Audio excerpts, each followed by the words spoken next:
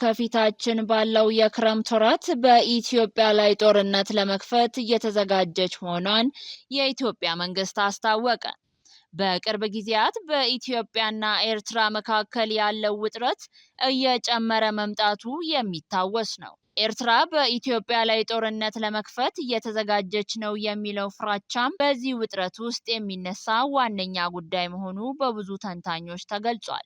የውጥረቱ ዋና ምክንያቶችም የኢትዮጵያ ጠቅላይ ሚኒስትር አብይ አህመድ ኢትዮጵያ ወደ ቀይ ባህር መውጫ ማግኘት የህልውና ጉዳይ መሆኑን በተደጋጋሚ መግለጻቸው፣ ኤርትራም የጉዳይ ሉዓላዊነቷ ላይ ቀጥተኛ ስጋት እንደሚያደርስ ስለቆጠረችው መሆኑ ተጠቁሟል።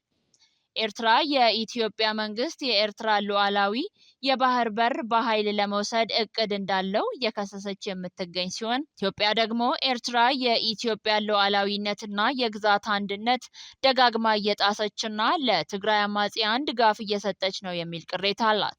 ጠቅላይ ሚኒስትር አብይ አህመድ ከኤርትራ ጋር ጦርነት የመጀመር ፍላጎት እንደሌላቸው በተደጋጋሚ ገልጸው ይልቁንም ወደ ባህር በር መውጫ በሰላማዊ መንገድና በውይይት ለማግኘት እንደሚፈልጉ ነው የተናገሩት። ሆኖም ግን የባህር በር የመኖሩ ጉዳይ ለኢትዮጵያ ወሳኝ መሆኑም አጽንኦት ሰጥተውታል። በአጠቃላይ የኢትዮጵያና ኤርትራ መካከል ከፍተኛ ውጥረት ያለ ሲሆን ሁለቱም ወገኖች ወታደራዊ እንቅስቃሴዎችን እያደረጉና እርስ በእርስ እየተወነጃጀሉ እንዳሉና የኢትዮጵያ መንግስትም በውጭ ጉዳይ ሚኒስትሩ በኩል ለዓለም አቀፉ ማህበረሰብ ባስተላለፉት መልእክት የኤርትራ መንግስት የተለያዩ ኃይሎችን በማስታጠቅ በኢትዮጵያ ላይ የእጅ አዙር ጦርነት ጀምሯል። ከፊታችን ባሉት የክረምት ወራቶችም ደግሞ ግልጽ ጦርነት ለማድረግ የተዘጋጁ ነው ማለቱ ተገልጿል።